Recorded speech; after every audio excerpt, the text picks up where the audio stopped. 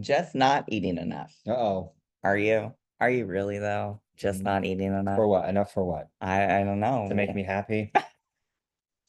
We're about to dive in. Yes. So, society has led us to believe that we're not eating enough, Yeah. that we're not eating Yeah. enough In a world full of buffets, how are we not eating enough? in a food abundance world. We're Yeah. not eating enough. Buy one foot-long sandwich. Get the second one half Yeah, off. but that this is why we're not shedding fat because we're not eating enough, Oh, right? there you go. Well, that's wrong. Oh, That's wrong. I wish the answer was more food. I wish it was too, trust Yeah. me. Yeah. Do you remember when they had the Feed the Children commercials, Oh, yeah. right? Yeah. Well, Dollar a day. oh, Feed these starving children in Africa, right? yeah, in any third world country, you get their picture. This is who you're Look feeding. at those eyes. Oh, Oh, they're they trained. just freaking tug on that little Yeah. heart of yours. You have a dog or a cat when they want food, they give you that look. Look, that's it. Boom. Those eyes Yes, right there. feed Just feed me. feed me Yes. because guess what? I'm fat. Oh, I'm what? not. I'm not though. Think I about mean, it. like, let's really think about this. Like, have you ever seen a starving kid who does not eat enough food and is fat? Yeah. Or like any third world country, when you think about it, when you think about places that are, don't have food, no one automatically thinks, oh, there's probably a lot of obesity there. It's the opposite. They go, oh my gosh, They like need food. skin and bones, Yeah. right? Yeah, their little loincloths are just falling off. Yeah. Otherwise, you wouldn't have to feed them, right? But basically, like in extreme calorie deficits, our body is gonna use the energy stores that it has for fuel. Yep. And those energy stores are fat, muscle. It's gonna use whatever it's got to fuel itself. Yeah. Your Okay. body is very efficient machine. Yeah. All right. But but what about this new term? It's I'm the I don't even know starvation if it's that new, mode. but yeah. Yeah, well, I Yeah. don't even know. Okay, starvation mode, or I got a damaged metabolism and I can't shred fat. Yeah. What does that mean? All right, I don't know. No. Well, guess what? Starvation mode's a lie. We're just like busting balls over here, okay? Starvation mode is a lie. So like think back to what we just talked about these kids in Africa. Have you seen a starving fat kid at all? Yeah, they kind of go hand in hand. We talked about it. Other was like the stoking the metabolic fire, needing to eat all the time. Like same thing. Like if you're not, consuming food on a regular basis, doesn't mean that you like magically trigger some mode. Yeah. And so what happens is your body has this magical process. Like we'll say it's magical, but just because it's magical doesn't mean that we're like, oh, this is happy for us in today's day and age. But it's called metabolic adaptation. And so your body has become very efficient at metabolizing or utilizing the fuel sources that it has. So if you eat lower calories for a long period of time, your body adapts to lower calories. Doesn't necessarily mean that it is damaged or anything's broken. It means that your body's amazing. Yeah. Yeah, it's normal. That is a normal thing. But unfortunately, like if we have a lot of, we'll say, body fat to be burned, and we've conditioned our bodies to operate off of very little calories, like that's not necessarily a good thing. Yep. So like if you're a Prius versus a Ferrari, like a Prius, it doesn't require a lot of fuel to operate, but that thing can go like a motherfucker. Yep. A Ferrari, it's a gas guzzler. And so when it comes to, being a Prius, like these days, gas is high. You want to be a Prius, but when it comes to your body, you do not want to operate efficiently when it comes to burning calories. So to some degree, you think about it, your body adapts to, how much fuel you're giving it. So if you've conditioned your body to be like a Prius, a little bit of food goes a long way, which then can make it very challenging to lose weight. So we need to do But it is doesn't mean it's impossible. nope. So it's like we need to recondition your body to be able to increase food. Yeah, to be a Ferrari. Yep. So first, a little science for you. Uh-oh. Well, oof, guess what? There was a starvation study, and there was these healthy men. They were put on a 400 calorie per day diet. And 400 calories. and They it- even have study or the diets these days. That's the 600 calorie day diets that Kaiser I does. know it's 500, but yeah, it's a VLCD or very low calorie Yeah. diet, or they just give it some fancy acronym to not let people get scared. It's like it stands for very low calorie diet. It's like, Yes. oh, the VLCD, like that sounds Oh, I need to fantastic. do that. It's like, no. Or even like I don't know if you guys have seen, was it The Mechanic with Oh yeah. Christian Bale? Like he was I think He's like the guy on the left here. yeah, because I think he literally was like one or two chicken breasts a day. So that way he could like survive, but that was pretty much it. Yeah. And so basically, like in this study, 400 calories a day. Can you imagine eating 400 calories a day? But basically, what they found was that they lost body fat and lean muscle mass, and they lost 25% of their body weight. So 400 calories a day, they lost weight. Yeah. So how is it possible that you're eating too much food to lose weight? Yeah. Yeah. But then afterwards, they were placed on a what we call like a recovery diet. And even like as they started to increase the amount of food that they ate, obviously they will say reversed their slowed metabolism, so that they could still, like, if they ended up putting on more fat, they could still burn fat if they ever needed to. But in this recovery diet, their, we'll say, regular metabolic rate, or the amount that they were able to, burn calories, it was a little bit, 10%, just a little bit lower than normal, because they had conditioned their body on less calories. But what we're saying here is basically like, even if you have a slowed metabolism because you've conditioned your body to be a Prius, you can still lose Yeah. fat. And even if you've tanked your hormones, you can, like, even like for me, I've had, extremely long periods of a low calorie before I knew what I was doing. Wreaked havoc on my hormones, made my testosterone very low. But guess what? I was still able to lose body fat and be lean and build muscle with very low testosterone, with, my hormones being all over the place and even being very low calorie for a long period of time. Yep, yep. So just because you could do it doesn't mean it's easy, Nope. right? Okay, like just because it's possible doesn't mean that it's easy.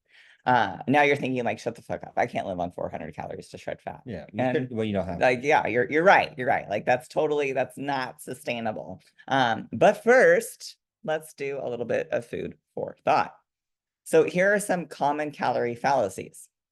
So when people start measuring and tracking, so measuring and tracking is a skill. Yep. And it is a skill that will be honed in and mastered the rest of your life. It's going to vary the rest of your life, and your degree of precision and accuracy is going to vary over time. Yep. Which is also why when most people start measuring and tracking, they have a lot of questions. Am I Yep. doing this right? How is this raw, cooked, whatever, hot, cold, like all of the different things. How do I do this? In the bowl, out of the bowl, Yep. whatever. But oftentimes there is inaccurate tracking. And so whether they're choosing wrong entries, whether they're weighing things inaccurately, whether they're reading the labels on packages wrong, where it's like, oh, I only tracked one serving, even though it was 2 servings in the package. Like, hey, I've done that before. I didn't realize that, because there's certain things I'm like, this should totally be 1 serving. And it's like, no, motherfucker, Yeah, I that's think 2. Lenny's and Larry's cookies got a big old like backlash for that, because it's like, oh, cool, like their serving was like 2 or 2.5, and for a single cookie, Yes. who's gonna break this in half? Yeah. Get out of Yeah, here, exactly. right? And then there's the whole like weekend binging, where it's like, okay, like I'm on plan, I eat so good during the week, and then maybe I loosen it up on the weekends. And because of the, we'll say, calorie density of foods, like you don't have to eat a lot in order for you to consume a lot of calories, right? And then we got sneaky calories. Oh my gosh, there's so many sneaky calories. Yep. We've gone to coffee shops and they're like, oh, well, it's all natural sugar in these drinks. Yeah, I'm it's like, like, oh, can we have a calorie-free sugar? It's like, we have all organic honey. It's like, yeah, that's still gonna mess up the yeah, calories. that's Yeah, still calories. yeah, Like calories are calories are yeah. calories. I don't care if they're local bees. Yeah, so like there's sneaky calories like in the sauces and the drinks and the oils, like the spray oils. I will tell you right now, when I'm spraying my pan, I am not doing a 0.4-second spray. I am doing probably like a 2-second spray. But I'm building a baseline. Okay. Yep. So I am building a baseline for this. But there is a potential reality that you're eating more calories than you're accounting for. Okay. But regardless, like, of that, it is your baseline. Yep. Even if it's like, hey, I'm tracking 400 calories, but I'm actually consuming 1,200 calories. This is like obviously a vast difference. And it's like, well, if I want to lose fat, then I'm probably going to have to eat at least 300 calories. But realistically, you're subtracting it from the actual amount you're eating. Yeah. And so like if you know that, like, hey, look, by the way that I measure, this is the amount of food that I eat, then keep your measurement the same, reduce the amount of food that you eat, and you'll trigger metabolic change. That way you can start burning fat or moving in the right direction. Yeah. And like to this point, maybe the tracking could improve. And so maybe, like you're tracking 1,000 calories, but you're actually eating something closer to 1,500. And then when you reduce your food, you track 800, but you're actually eating 12 to 1,300. So like Who knows? There's always some margin of error. And I know we've talked about this in other presentations. They've done studies where they've literally like a controlled study where they give the participants of the study the exact same amount of food, and everyone tracks it different. And so it's like there's a huge variance in the way that people track because we're human. We all do things differently. So like seeing the way that you track, no, hey, cool. When I track, however I track to this amount of calories, my weight is stable. So considering the way that I track, I have to reduce my current amount. And don't forget about the other Costco ladies and your children wanting you to eat. I'm just saying, Yep. just saying. But let's take a moment to reflect on meal plans. Okay. So people are like, oh, you know what? Like I've been eating more. I'm eating more and I'm losing weight. Yep. Okay. And you may have even experienced that when you started with us, like coming through the beginning, we had some structure in a meal plan depending on how you started with us. There's people that started on it. And it's like, oh, this is just so much food. Yeah. And so like, what does eating more even mean? What does that mean? I'm eating more. Like, does that mean more meals? Are you having some more meals? Are you having a larger amount of food? Are you actually eating more calories? Well, let's Or even like, take a yeah, moment. so yeah, more meals more often, right? Yeah. So if we were to take a look, this is this person, they eats a little, they eats a little. And this person, they eat a lot. But the one on the left is 1,595 calories. The one on the right is 933 So calories. less than 1,000 calories. And it's probably broken up into 3 meals and a Yep. snack. Whereas like the on the left, it's probably just a single meal. And so Yep. it's like, But I only eat once a day. I yeah. don't eat enough. So a lot of times people equate frequency, like I only eat once. So it's like I don't eat often, so I don't eat a lot, right? Or the size of what they eat is very small. So I don't eat a lot because it's tiny. But like as you can see, those two things don't necessarily equate to eating more or less. Yeah. And so there's all types of different ways that you can go about this. And this is where that awareness is really, really, really crucial when it comes to measuring and tracking and identifying what it is that you're currently doing. But also, as we say, like defining your terms. What does eating more or less even mean? What does that look like? Are we talking calories? Are we talking food? Because guess what? Food volume doesn't dictate calories, as we just learned, right? Yep. And eating one time a day doesn't mean that you're over-consuming, or doesn't mean that you didn't overconsume. Yeah. And so the frequency, like you could eat less often and still eat more, and you could eat more often and still eat less. So like, and that's where a lot of people get confused because they don't know how to define it for themselves. Yeah. And so the other flip side to meal plans is when you're eating on meal plans, there is no calorie association. For the most part. Our meal plans, there is no calorie association. Yep. You're eating when you're hungry and you're stopping when or right before you're full. And a lot of time, yeah. It's also a skill in itself. Yeah, but it's someone has created some structure and they're saying, hey, this is what you should eat. This is when you should eat it. And there is no association with, oh, I'm telling you to eat these foods, and these foods make up 200 calories, 300 calories, 500 calories, like whatever it is. You just know, oh, because they said eat these foods. Like, oh, this looks like a good meal. This seems reasonable. I'll enjoy it. And you don't worry about it. Yep.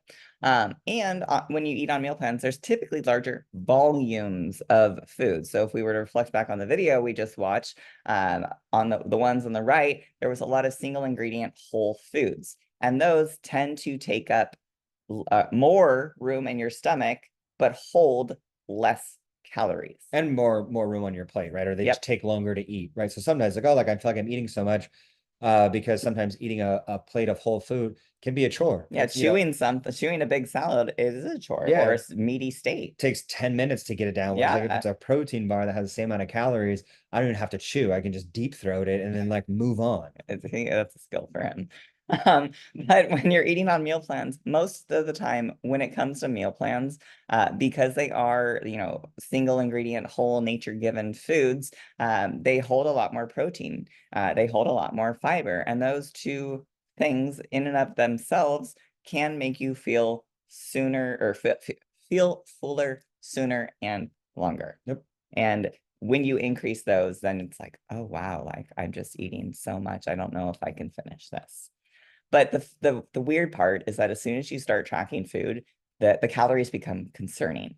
So like you could be eating the same freaking thing that you were on the meal plan. And as soon as you start tracking it, it's like, but this is concerning. Is this enough? It's kind of like when you go to a fancy restaurant, everything sounds good, but then when you hear the price of it, you're Oh, yeah. You're like, "Oh, that sounds it doesn't even sound ooh. that good anymore, right? Is And that worth it? I don't yeah, so know." same thing. You have your meal plan, everything. Oh, this looks fantastic, and then you see the numbers, like, whoa, whoa, whoa! Yeah. I didn't agree to this bill. Yeah, yeah, yeah.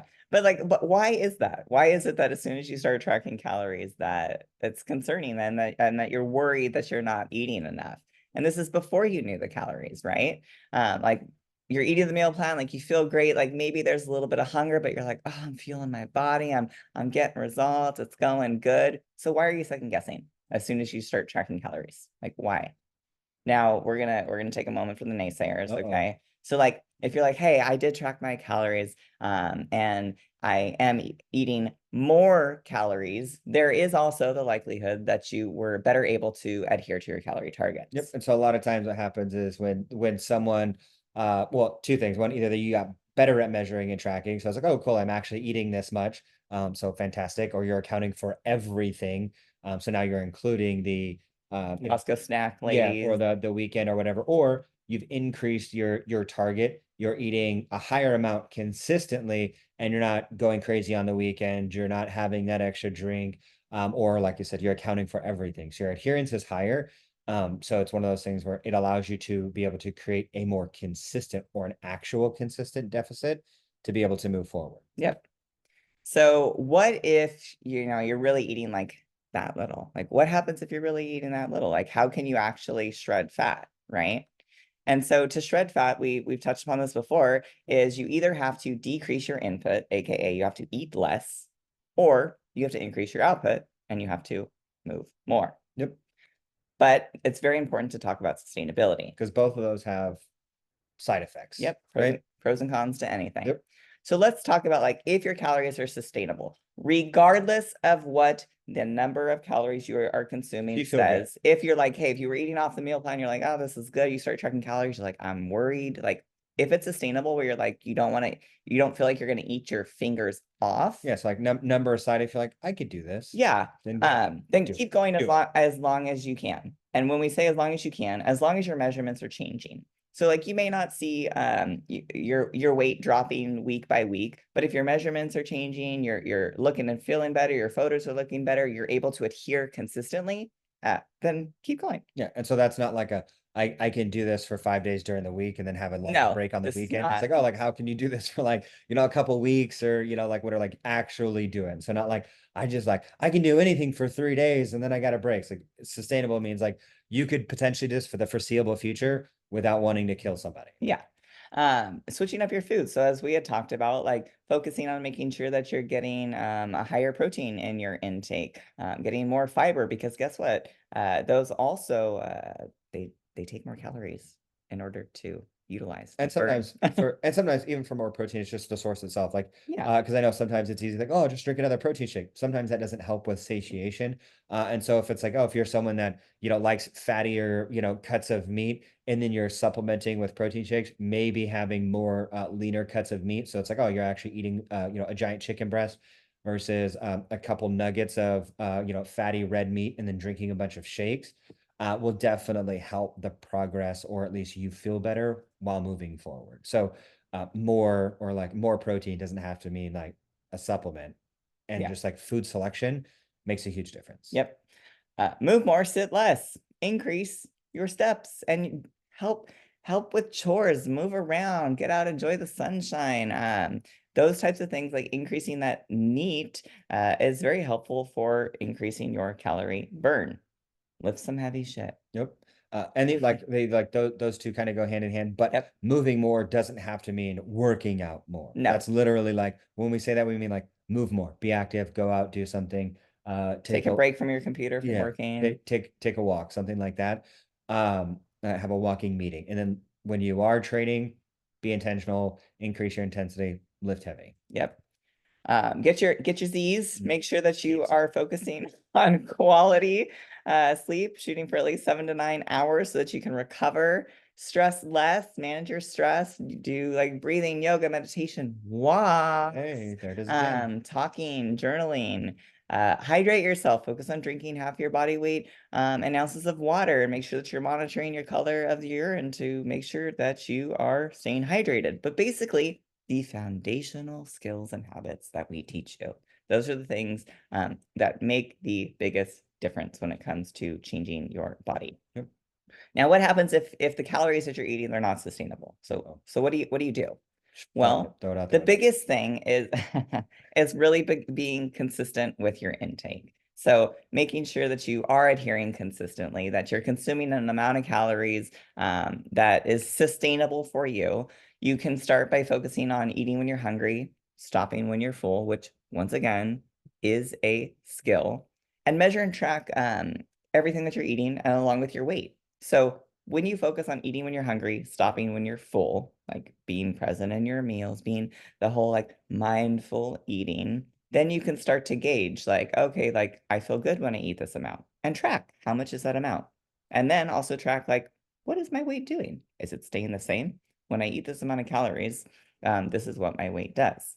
Now, if it is a like, okay, I'm eating 1,000 calories, my weight is staying the same, I'm being pretty accurate, I don't see myself being able to eat 900 calories, start by eating the 1,000 calories if that is sustainable for you. But you may need a reverse diet, and that's what we go into phase 3 as we refuel our body to, we'll say, stoke the metabolic fire and put twigs on our fire to keep it burning, to burn it hotter versus smothering it with a massive log, Yep. right? And then with that, it's like sometimes like this, and this is like obviously like if you are making progress and it's slow, take a look at maybe what your goal is. Because like once again, to go back to the Slow progress is good progress yeah, because it is progress. because it also like to go back to adhering consistently, like sometimes what ends up happening is people set a very aggressive goal, their targets are too stressful or crazy to hit, so they adhere for a few days, they go off plan for a day or for a weekend, and what ends up happening is you build this really negative relationship with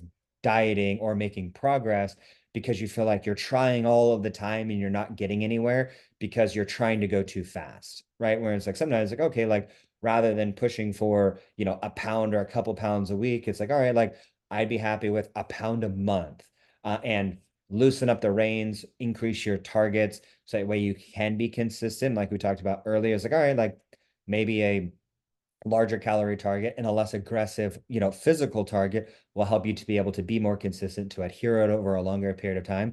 So you can move forward consistently and put yourself in a really good position to where if you do want to diet down, great, you can. And if you do want to reverse up, you're in a really good spot because at least you're being consistent. Yeah. Right. And so sometimes it's We're all less. so impatient. We want results now. And the reality is like that's not going to happen. We can put on we can put on quick. We Yep. can put on fat much quicker than we can take it off. Yeah. So So I sometimes the answer isn't necessarily like more gas. It's every once in a while identifying, all right, is there an area where I'm also stepping on the brake and just taking your foot off the brake so you can move forward? yep.